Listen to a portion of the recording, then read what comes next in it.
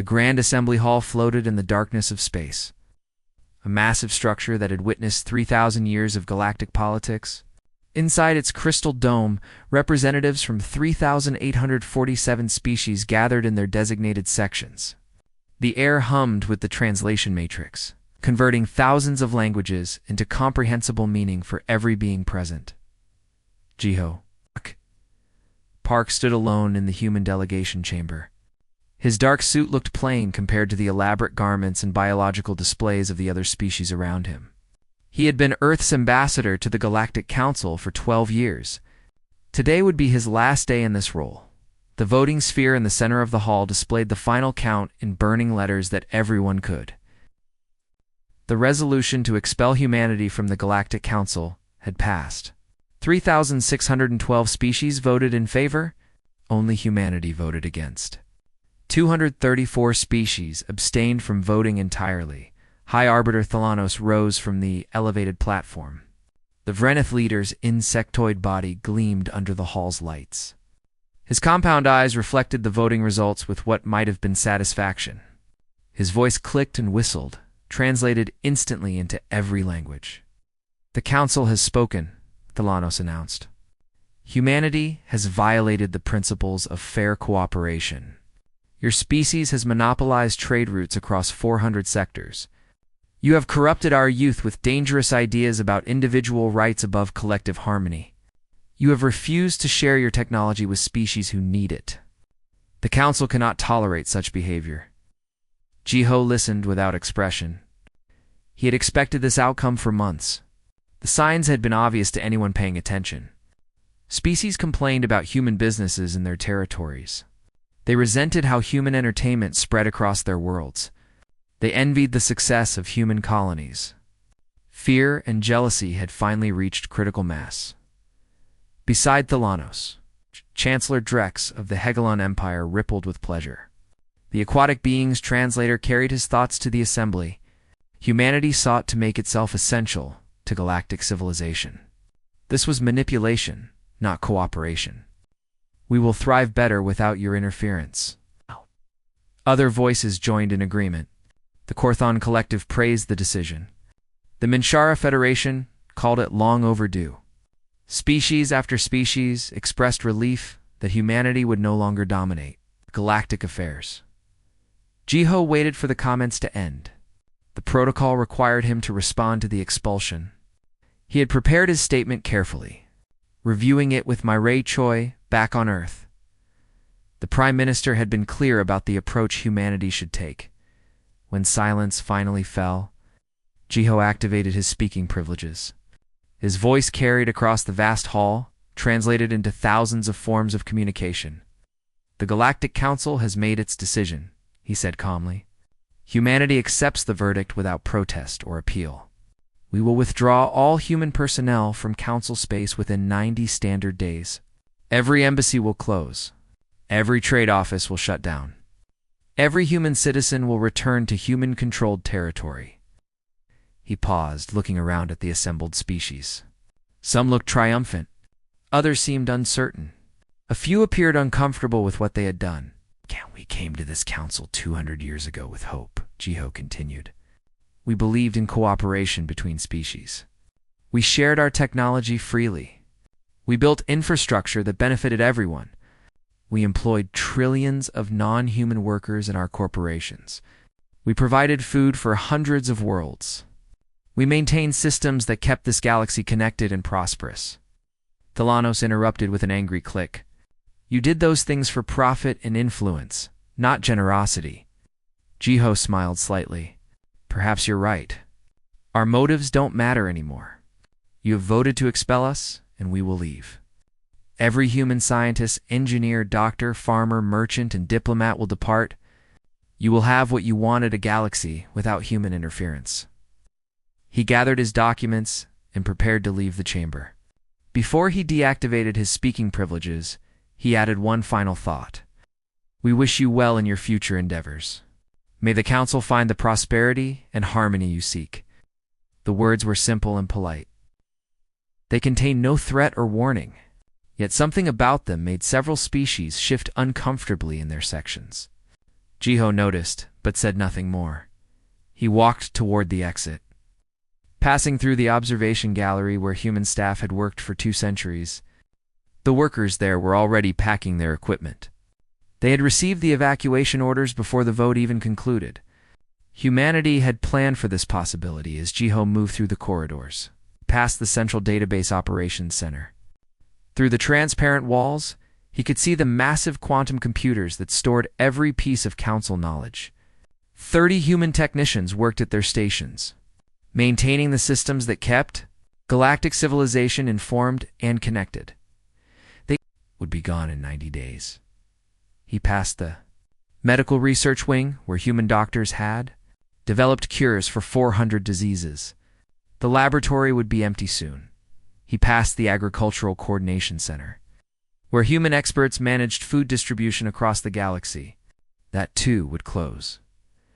The relay station control room, the translation matrix maintenance bay, the economic forecasting center, the emergency response headquarters. Every critical system seemed to have human workers keeping it operational. Jiho reached his personal quarters and began packing his belongings. His communication terminal lit up with a secure channel from Earth. Murray's choice face appeared on the screen. The vote went as expected, Jiho reported. Total expulsion. 90 days to evacuate. Murray nodded. She looked tired but determined. Director Kim has already begun coordination of the withdrawal. We're bringing everyone home. All 12 billion humans in council space. What about the infrastructure we built? Jiho asked. We take our people and our portable property, Murray said firmly. Everything else stays as is. If they want to maintain it, they can learn how. If they want to dismantle it, that's their choice. We're not sabotaging anything, but we're not helping anymore either, Jiho understood. Humanity would leave cleanly and professionally. No drama, no revenge. Just a complete and total withdrawal from galactic affairs. How do you think they'll react when everything starts breaking down? He asked. Moray's expression was unreadable. That's not our problem anymore. They made their choice. We're making ours. Over the next few days, Jiho watched the council react to humanity's announcement. Initial celebration gave way to practical questions. Who would take over the human factories? Who would manage the food distribution? Who would maintain the relay network? The council formed committees to address these issues. They assumed the transition would be simple. Humans had built systems that anyone could operate, after all. How hard could it be to keep them running? Jiho packed the last of his belongings and took one final walk through the Grand Assembly Hall. It was nearly empty now. The celebration had ended. Reality was beginning to set in. He boarded the human transport ship that would carry him, and the embassy staff back to Earth. As the ship pulled away from the station, Jiho looked back at the massive structure floating in space. Goodbye, he said quietly. I hope you find what you're looking for. The ship turned toward human space and accelerated. Behind them, the council prepared to govern a galaxy without humanity for the first time in 200 years. They had no idea what they had just done to themselves. The first 30 days of humanity's withdrawal proceeded with mechanical efficiency. Across 4,000 worlds, humans received their evacuation orders and began packing their lives into cargo containers. Director Haeon Kim coordinated the massive operation from the Colonial Authority. Headquarters on Mars, his office walls displayed live feeds from hundreds of evacuation sites. Ships arrived and departed in carefully choreographed schedules.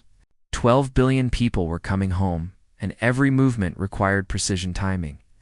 Status report from Sector 47, his assistant called out. All personnel extracted. Factories transferred to local ownership, as requested by the Korthon government. Hyun marked the sector complete on his master chart. Next, Sector 51. Agricultural stations. The Minshara are asking if we can leave some human advisors behind to help with the transition. Negative, Haeon said flatly. Everyone comes home. If they need help, they should have voted differently. Similar requests came in daily. Species that had voted for expulsion now asked for exceptions. Could some humans stay temporarily? Could they access human training databases? Could they purchase maintenance contracts? The answer was always the same. No. Captain Yoonji Lee commanded the cargo vessel Persistence, one of thousands of ships involved in the evacuation. She had just finished loading the last human workers from Trade Station Gamma 7, a massive commercial hub that processed goods from 200 species. Captain, the station administrator wants to speak with you, her communications officer reported. Yoonji accepted the call. A Hegelon official appeared on screen, his aquatic body rippling with obvious distress. Captain Lee, you cannot simply abandon this station, the administrator said. We have 50,000 workers here from various species. They depend on the systems your people maintain. The systems are yours now, Yoonji replied. We've left all documentation in the central computer. Everything you need to know is there. But the documentation is in human technical language. It will take us months to understand it properly, and you should start reading immediately. We depart in 1 hour. The administrator's body flushed with anger. This is sabotage. You're deliberately making things difficult. Yoonji's expression remained neutral. We documented everything in our own language because we were the ones maintaining it. If the council had asked us to create universal documentation, we would have. They didn't ask. They voted to expel us. We're complying with that decision. She closed the channel and gave the order to depart. Through the viewports, she could see other human ships leaving nearby stations. The galaxy was hemorrhaging its human population. The gaps they left behind were already showing. By day 40 of the withdrawal, the first problems appeared. Small ones at first. A relay station in Sector 23 went offline for 6 hours before local technicians could restart it. A food processing plant on Minshar 5 experienced a contamination event because the safety protocols were disabled incorrectly. A hospital on Korthon Prime ran out of a critical medicine because the automated ordering system stopped working. The Council's emergency response? Teams scrambled to address each crisis. They discovered that many systems had dependencies they hadn't known about. Human-maintained infrastructure connected to other infrastructure in complex ways. Fixing one problem often revealed 3 more. Daeho Yang was one of the last. Human engineers at the Council's main quantum relay hub. The massive facility controlled communication between 500 sectors. He had maintained its systems for 15 years and knew every component intimately. Sir, the Council is requesting you stay an additional 30 days, his supervisor told him. They're offering triple salary. Daeho continued, packing his tools. I have my orders. Everyone evacuates by day 90. No exceptions. But they don't understand how the quantum resonance calibration works. Without proper maintenance, the whole network could destabilize. I wrote a complete maintenance manual. It's in the system, a manual they can't fully understand. This is critical infrastructure. Daeho turned to face his supervisor. Then they should have thought about that before voting to expel us. I'm not staying in a place where my species isn't wanted. He sealed the last container of his personal belongings and walked toward the transport dock. Behind him, the relay hub hummed with power, its systems operating normally. For now, by day 60, the complications multiplied. The Council's translation matrix began producing errors. Conversations between species became confused as meanings shifted incorrectly. The technicians trying to fix it discovered that humans had written most of the linguistic algorithms. The code was documented, but understanding it well enough to modify it was another matter entirely. Medical stations across the galaxy reported supply shortages. Human pharmaceutical companies had produced most medications used in Council space. With those companies closing their facilities and returning to human territory, the supply chain broke down.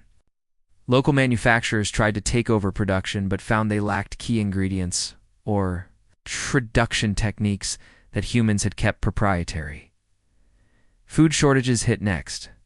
Human agricultural worlds had provided enormous quantities of staple crops that dozens of species depended on. The worlds themselves remained, but without human farmers and their specialized techniques, yields dropped immediately. Some species tried to take over the farms and discovered that human methods were far more complex than they appeared. The Council called emergency sessions to address the cascading problems.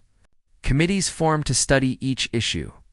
Working groups tried to coordinate solutions, but everything took time, and time was running out.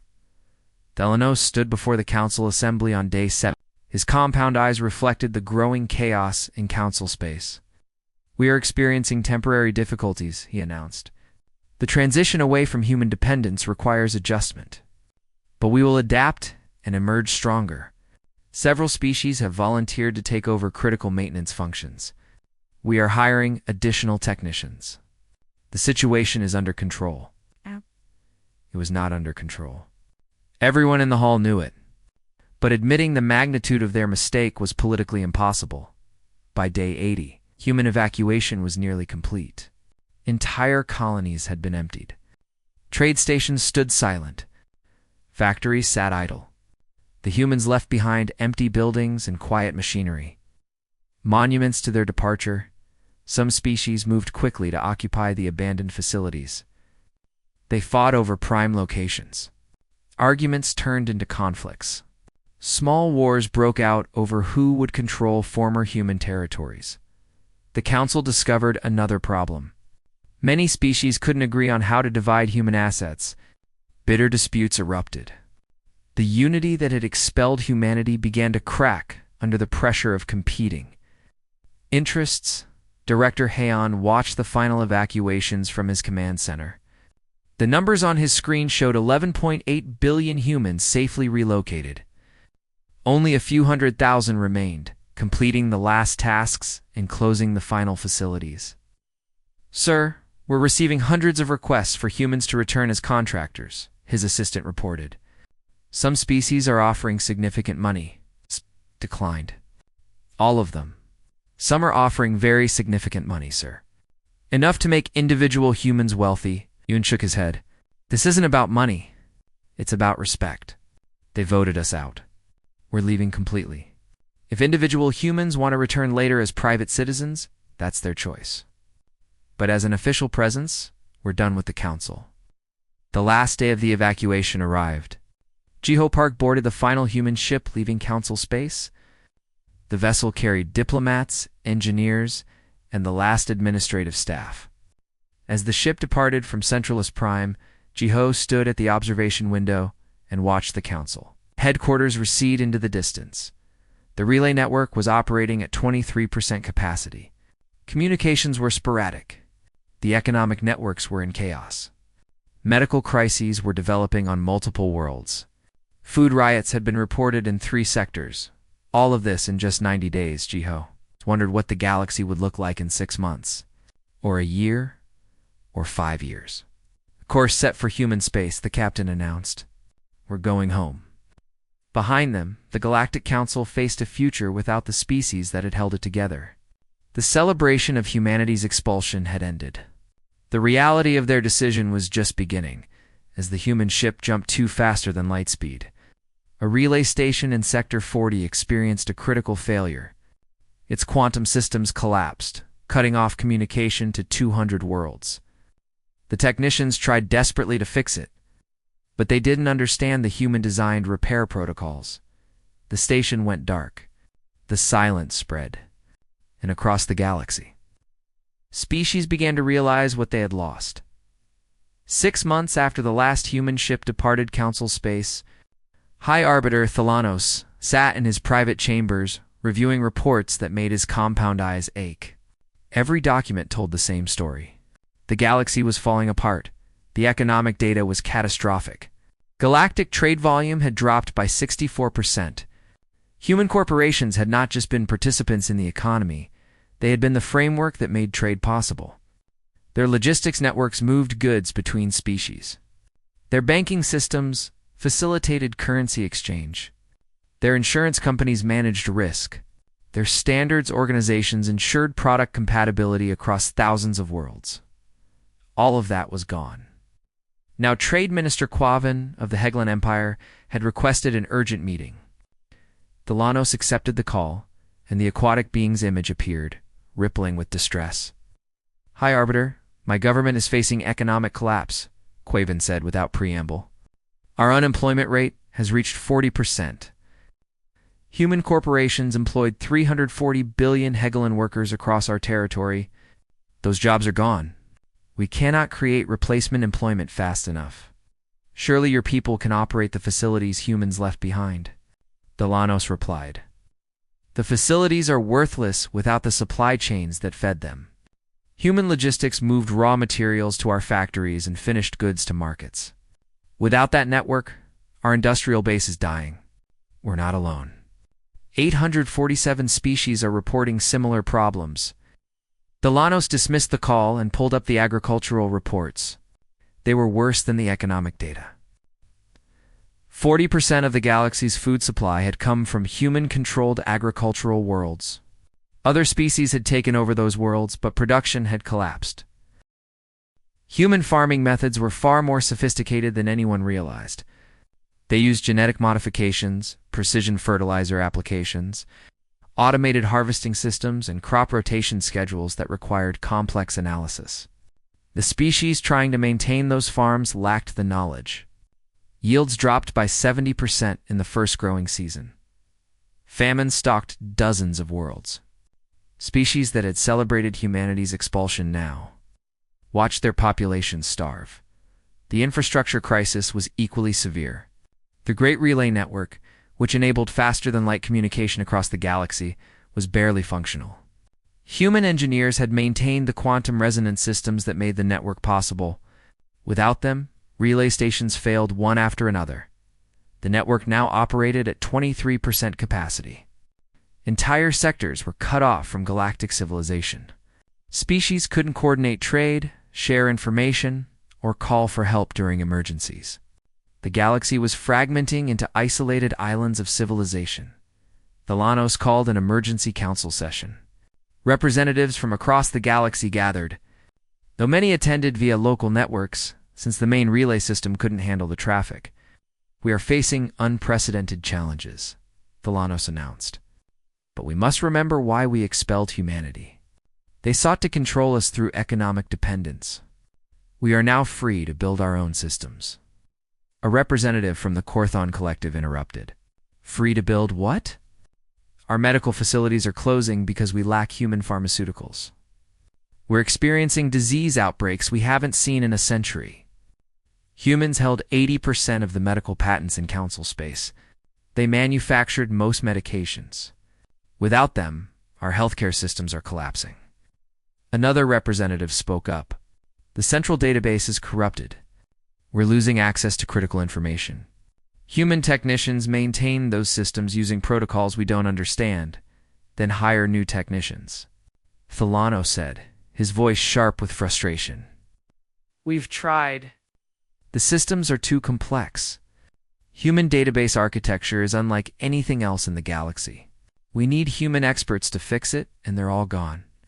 The session deteriorated into chaos. Species blamed each other. Old grudges surfaced. Arguments turned into threats. The unity that had expelled humanity was completely shattered. After the session ended, Ilanos remained in the empty chamber. He pulled up a private communication he had received that morning. It came from beyond council space. From the territory where humans had fled, the message was from Sora Han, a human scientist he had met years ago. She was offering help. Hi, Arbiter, her message began.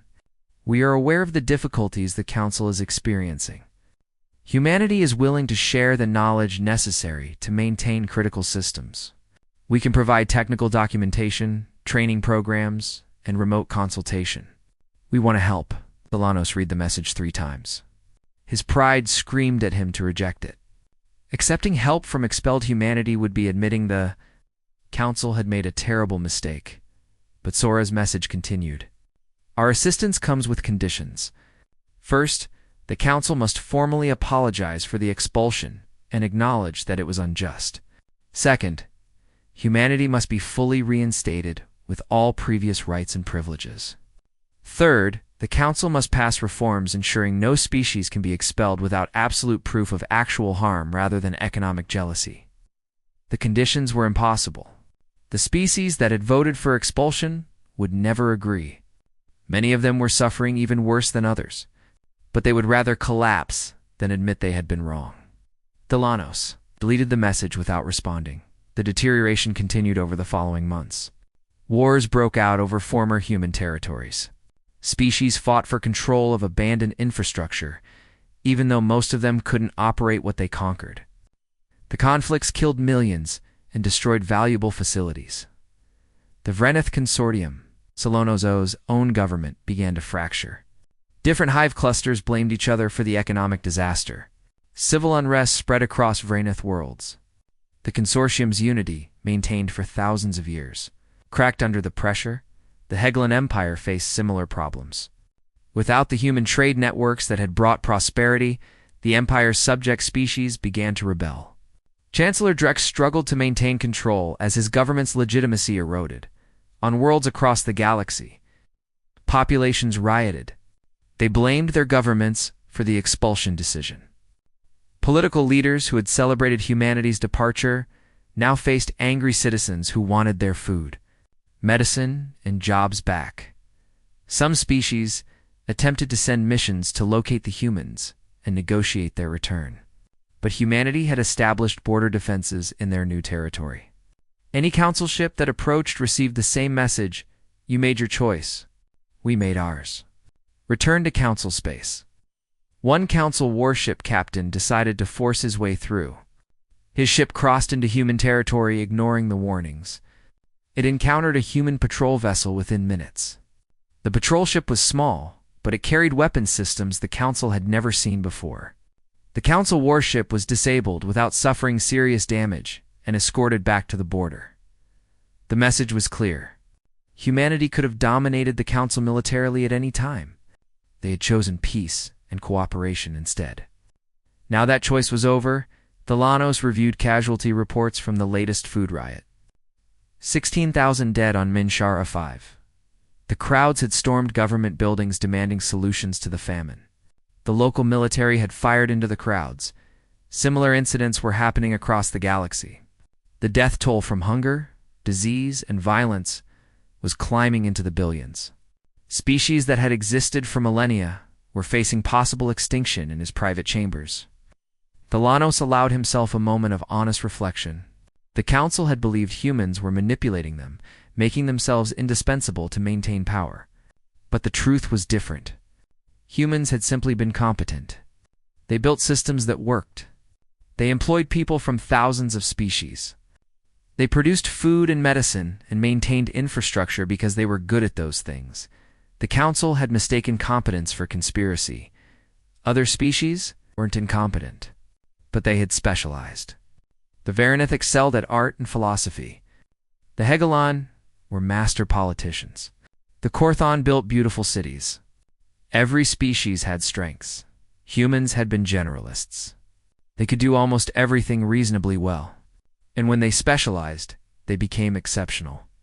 That versatility had made them essential to galactic civilization, and the council had thrown them out. Thalanos pulled up Sora's message from his deleted files. He read it again, considering the conditions. Formal apology. Full reinstatement. Council reforms. His hands moved toward the communication controls. He could respond. He could begin negotiations. He could try to bring humanity back, but pride stopped him. The Verneth people would never forgive him for admitting such a massive mistake. His political career would end. His legacy would be as the leader who destroyed the council and then begged the humans to save it. He closed the message again without responding. Outside his chambers, the galaxy continued to fall apart, and somewhere beyond the borders of council space, 12 billion humans built a new civilization free from the burden of holding the galaxy together. They had tried cooperation. The galaxy had rejected it. Now they would focus on themselves and let the council face the consequences of its choice. The unraveling had only just begun, 18 months after humanity's departure. Chancellor Drex of the Hegelan Empire convened a secret meeting with military leaders from 12 species. They gathered in a secure facility far from the council's watchful censors. What they planned could not become public knowledge until it was complete. The situation is unsustainable, Drex said, his aquatic body pulsing with determination. Our populations are dying. Our economies have collapsed. Our infrastructure is failing. We all know the cause. We expelled the one species capable of maintaining galactic civilization. Admiral Korthax, a massive armored being from the Thragan military caste, nodded his agreement. The Council's pride prevents us from simply asking humans to return. We need a different approach. What do you propose? Asked a Korthon general. Drex's body flushed with color, indicating resolve. We send a military fleet to human territory, not to attack them, but to escort them back. We make them understand that the galaxy needs them. We offer them generous terms for their return. And if they refuse, the general asked. Won't, Drex said confidently. Humans built their entire society on trade and cooperation. They need the galactic market. They need our resources. Isolated in their small territory, they must be struggling. They'll welcome the opportunity to return under better conditions. Admiral Korthax was less certain. What if they resist? Resist with what? Drex laughed. We expelled them because they were economically dominant, not militarily powerful. They maintained minimal defense forces. We're assembling 500 warships representing the strongest military powers in Council space. If necessary, we can enforce their return. The plan proceeded with careful secrecy. Over the next 2 months, the Coalition assembled their fleet at a remote location. 500 warships from 12 species, representing the largest military force Council space had seen in centuries. Admiral Korthax commanded the fleet from the flagship. Dominance. As they prepared to depart, he reviewed intelligence reports about human territory. The information was limited. Human border defenses prevented Council reconnaissance, but the Coalition assumed that humanity, isolated and struggling, would have minimal military capability. The fleet crossed into human space on a cold morning by Council Standard Time. Immediately, warning beacons activated across 100 light-years of border. Attention, unidentified fleet. A human voice announced in perfect galactic common. You are entering human Confederacy space without authorization. Reverse course immediately or face defensive action. Admiral Korthax opened a communication channel. This is Admiral Korthax of the Galactic Council Coalition Fleet. We come in peace to negotiate humanity's return to the Council. We request immediate contact with your government. The Human Confederacy does not negotiate at gunpoint, the voice replied. You have brought warships into our territory. This is an act of aggression. You have 30 minutes to reverse course. Korthax glanced at Chancellor Drex, who observed from a secondary command position. The Hegelon's body language indicated he should continue forward. We are not here to threaten, Korthax said. We are here to discuss the galaxy's desperate situation. Millions are dying daily. Your expertise is needed. Reverse course in 29 minutes. The Admiral ordered the fleet to continue forward. He believed the humans were bluffing. They couldn't possibly have military forces capable of threatening 500 warships at the 20-minute mark. Sensors detected something emerging from deeper in human space. Ships. Hundreds of them. Then thousands. The numbers kept climbing as more vessels appeared. Sir, the sensor officer reported, her voice uncertain. I'm reading 4,200 human warships, and they're still coming. Admiral Korthax felt something cold settle in his chest. That's impossible. Where did they get that many military vessels? Sir, they're not just military vessels. I'm reading weapon systems we've never encountered. Energy signatures beyond our classification. These ships are more advanced than anything in the Council fleet. Chancellor Drex rushed to the sensor displays. His body flushed with shock. How? We expelled them 18 months ago. How did they build this? The communication channel opened again. This time, the voice belonged to Captain Jiwan Kong of the human border patrol ship Resolute. Admiral Korthax, your fleet is now surrounded. We have weapons locked on every ship in your formation. You have invaded sovereign human territory with military forces. By every law of interstellar relations, we would be justified in destroying your fleet. However, we prefer not to kill people if it can be avoided. On the tactical display, Admiral Korthax could see his fleet completely enclosed by human ships. Every Council vessel had multiple targeting locks. His 500 warships were hopelessly outmatched. Captain Kang, he said carefully. We came to negotiate. Then you made a terrible mistake in judgment, Jiwan replied. Negotiations don't begin with invasion fleets. You will power down your weapons and allow our ships to escort you back to the border. Any hostile action will be met with immediate and overwhelming response. We need to speak with your government. The galaxy is dying. Not our problem. You expelled us, remember? You wanted to handle things yourselves. Now you get to. Chancellor Drex seized the communication controls. This is Chancellor Drex of the Hegelon Empire. Surely you cannot be so cruel as to watch billions die when you have the power to help. There was a pause. Then a new voice entered the communication, carrying more authority. Prime Minister Mireille Choi spoke from Earth, her image appearing on every council ship's screen. Chancellor Drex Mireille said coldly, 18 months ago, you personally lobbied for humanity's expulsion. You called us manipulators and exploiters. You said the galaxy would thrive without our interference. Were you lying then, or are you lying now? Drex's body flushed with embarrassment. I was wrong. We were all wrong. We didn't understand how much we depended on your people. No, you understood perfectly, Mireille corrected. That's why you resented us. You hated feeling dependent on human expertise. You wanted to believe you could manage everything yourselves. So you voted us out and discovered the hard way that competence matters more than pride. Admiral Korthax tried to regain control of the conversation. Prime Minister with respect. Your fleet presence here suggests you maintain significant military capabilities even while members of the Council. Why hide such power? Mireille's expression softened slightly. We didn't hide anything, Admiral. We simply never mentioned it because it wasn't relevant. Humans are good at many things. We excelled at trade, infrastructure, and agriculture, so that's what we contributed to the Council. We also happen to be very good at military technology and tactics. We just never saw a reason to advertise that fact. Could have dominated the Council, Korthax said, realizing the truth. You had the power to force your will on every species. Yes, we could have, Mireille agreed. We chose not to. We preferred cooperation. We built systems that benefited everyone. We employed trillions from other species. We shared our technology freely. We asked only for fair treatment in return, and you expelled us for it. She let that sink in for a moment before continuing. Here's what's going to happen. Our ships will escort your fleet back to the Council border. You will leave human space and not return. We will send humanitarian aid to prevent the worst famines and medical crises. Food shipments. Basic medicines. Emergency supplies. You'll help? Drex asked, hope flooding his body language.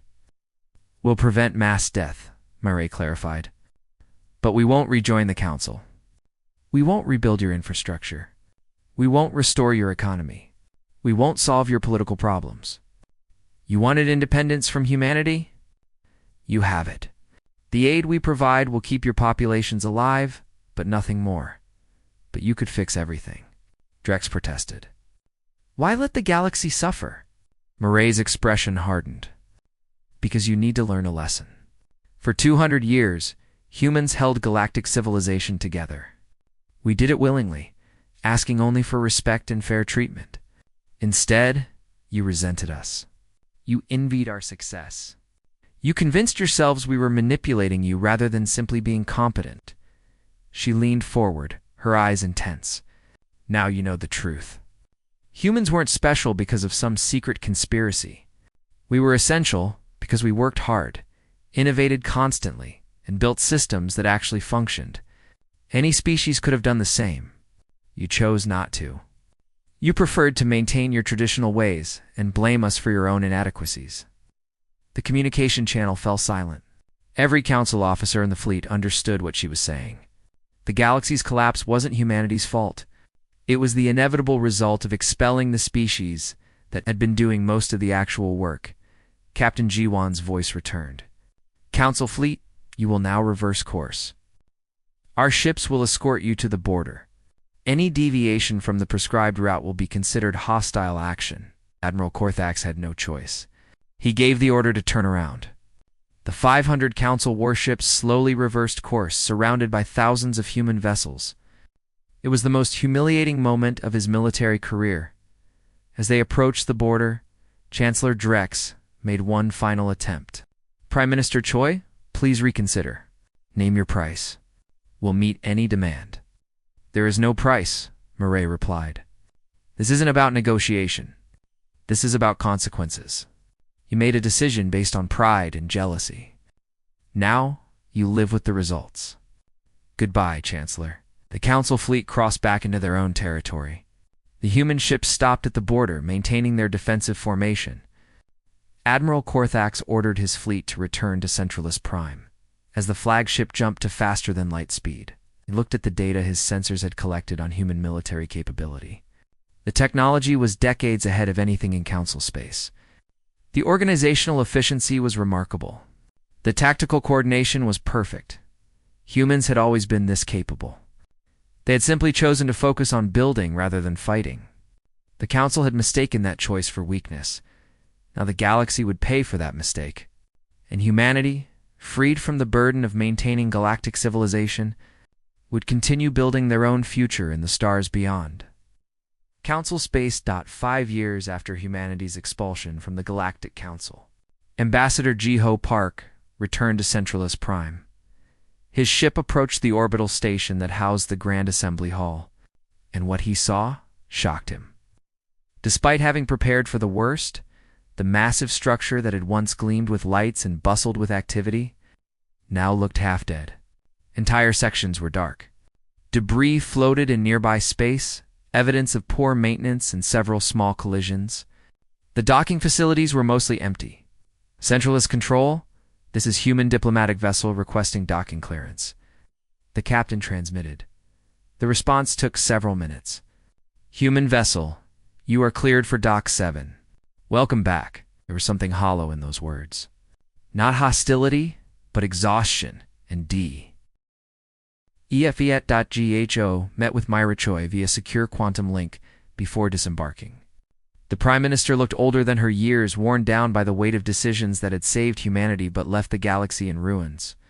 "The Council formally requested your return as ambassador," Murray said. High Arbiter Thelanos himself sent the message. He offered complete apology and unconditional reinstatement. "And you accepted?" "I accepted nothing," Murray corrected. "I sent you to listen, to see what they've become, to witness the consequences of their decision. But we're not rejoining the Council, Jiho. That door closed 5 years ago." Jiho nodded. He understood. Humanity had moved on. The Human Confederacy had thrived in its independence. 40 new colonies had been established in the uncharted regions beyond Council space. The human population had grown to 15 billion.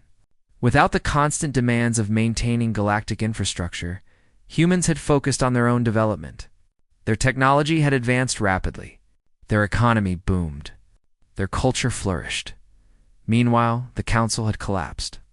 Of the 3,847 species that had voted for humanity's expulsion, 1,200 had completely fallen apart. Governments dissolved. Populations scattered. Civilizations that had existed for millennia simply ceased to exist. The Vreneth Consortium had fractured into dozens of competing hive clusters. The Higalon Empire had lost most of its territory to rebellion and war. The Korthon Collective barely maintained control of its homeworld. Species after species had discovered that without the human-maintained infrastructure, galactic civilization couldn't function. The Great Relay Network operated at 3% capacity. Most of the galaxy existed in isolation now. Trade had nearly vanished. Medical knowledge had regressed. Famine was constant. Wars raged over resources. Billions had died. Jiho walked through the Grand Assembly Hall and felt like he was touring a tomb. Only a few hundred representatives remained from species still functioning. The chambers designed for thousands sat mostly empty. The translation matrix barely worked, creating frequent misunderstandings. High Arbiter Thelanos waited in his private office. The Vraneth leader looked ancient. His compound eyes had lost their shine. His movements were slow and uncertain. 5 years of failure had broken him. Ambassador Park, Thelano said quietly. Thank you for coming. Jiho took a seat. You requested this meeting, High Arbiter. I'm here to listen. I need to begin with an apology. Not a formal political apology, but a personal one, from me to you and all humanity. Elenos's voice carried genuine remorse. I led the movement to expel your species. I convinced the Council that you were manipulating us, controlling us through economic dependence. I was wrong. Terribly, catastrophically wrong. Why did you believe that? Jiho asked, though he knew the answer. Pride, Thelanos admitted. Fear, jealousy. Humans excelled at everything you attempted. Your corporations outcompeted ours. Your technology advanced faster. Your culture spread across our worlds. We felt inferior. Rather than admitting that and learning from you, we convinced ourselves you were somehow cheating, that your success was illegitimate. He gestured toward the empty assembly hall visible through his office window. The truth is, humans were simply more competent than we were in most practical matters. You worked harder. You innovated constantly. You built systems that actually functioned. We resented that competence and blamed you for our own inadequacies. Jiho listened without comment. He had lived through the expulsion and its aftermath. He didn't need explanations, but he let Thelanos speak. The Council officially requests that humanity return, Thelanos continued. We offer complete reinstatement with full rights and privileges. We offer formal apology and public acknowledgement that the expulsion was unjust. We offer Council reforms ensuring this can never happen again. We offer anything you want, and in return, Jiho asked. Fix what we've broken, Thelano said simply. Restore the infrastructure. Rebuild the economy. Save the billions still dying from hunger and disease. Be what you always were, the foundation that holds galactic civilization together. Jiho was quiet for a long moment. When he spoke, his words were measured and calm. Hi, Arbiter. I appreciate your honesty, but humanity won't be returning to the Council. Thelanos' body language showed desperation. What price would change your mind? Name anything. There is no price, Jiho said. This isn't about negotiation. For 200 years, humanity contributed to the Council. We built infrastructure, provided food and medicine, employed trillions, maintained critical systems. We did all of this willingly. We asked only for respect and fair treatment. He stood and walked to the window, looking out at the dying station. Instead, you grew to resent us. You convinced yourselves we were your enemies rather than your partners. You expelled us. That decision taught humanity an important lesson. We don't need you, but we need you, Thelanos said desperately. The galaxy is dying without human involvement. Yes, it is, Jiho agreed, and that's tragic. But it's also not our responsibility anymore. You ended our partnership. You declared you'd be better off without us. Now you get to live with that decision. He turned back to face Thelanos. However, humanity isn't cruel. Prime Minister Choi has authorized Operation Sanctuary. We're sending aid ships to the most desperate worlds. Food, medicine, emergency supplies. We'll also send engineering teams to repair critical infrastructure where populations are at immediate risk. Hope flickered in Thelanos' posture. Then you'll help restore the galaxy? No, Jiho said firmly. We'll prevent immediate mass death, but we won't rebuild your economy. We won't rejoin your council. We won't take responsibility for maintaining galactic civilization. That's your job now. We can't do it. We've proven that over 5 years of failure. Then you'll need to learn, Jiho replied. Or you'll need to change your entire approach to governance and cooperation. Those are your options. Humanity will provide humanitarian assistance, because that's who we are. But we're done being taken for granted. Captain Dung Yunim commanded the human aid fleet that entered Council space 3 weeks later. 10,000 ships carried food, medicine, and supplies. Human engineers accompanied them to repair critical systems on worlds facing immediate disaster. The Council species watched in amazement, as humans worked tirelessly to help populations that had voted to expel them. Human doctors treated diseases they had cured decades ago. Human engineers restored water systems and power grids. Human farmers shared seeds and taught basic agricultural techniques. But the humans didn't stay. They completed emergency repairs and left. They provided supplies and departed. They treated the sick and moved on. No permanent presence. No long-term commitment. Just enough help to prevent immediate catastrophe. COJNO coordinated the aid distribution from a command ship in neutral space. She reviewed reports from hundreds of worlds and allocated resources based on need. It was exhausting work, but she felt it was necessary. "We're receiving thousands of requests for humans to stay longer," her assistant reported. "Species are begging for permanent technical advisors," Denied Sujin said. "We provide emergency assistance only. If they want long-term help, they can hire human contractors as private citizens. But the Confederacy won't establish official presence in Council space." The humanitarian mission continued for 2 years. Slowly, desperately, the worst crises began to ease. Famine receded in some regions. Disease outbreaks were contained. Critical infrastructure stabilized at minimal functionality, but the galaxy would never return to its previous prosperity. Too much had been destroyed. Too many connections had been severed. The Council still existed technically, but it had become irrelevant. Individual species now dealt with each other through bilateral relationships rather than centralized governance. Many species established direct diplomatic relations with the Human Confederacy. They negotiated trade agreements, cultural exchanges, and technical cooperation. These relationships worked because they were based on mutual respect rather than assumed superiority. Jeho Park stood before what remained of the Council Assembly one final time. Only 200 species sent representatives now. The rest had either collapsed or withdrawn from galactic politics entirely. "The Human Confederacy will not be rejoining this council," he announced. "That chapter of human history is closed. However, humanity remains willing to work with individual species through direct bilateral relations. Any species that wishes to establish formal ties with the Confederacy is welcome to contact our diplomatic service." He paused, looking around at the representatives. "I want to leave you with one final thought. The Council collapsed, not because humanity left, but because the Council was built on an unstable foundation. You assumed that civilization would maintain itself. You took for granted the work that held everything together. You resented those who did that work rather than appreciating them. The galaxy can rebuild," Jeho continued, "but it will require fundamental change. You need to value competence over pride. You need to appreciate contribution rather than resent success. You need to build systems based on cooperation and mutual respect, not on exploitation of whoever is willing to do the hard work." He gathered his documents. Humanity learned something from this experience too. We learned that we're capable of standing alone. We learned that we don't need validation from others.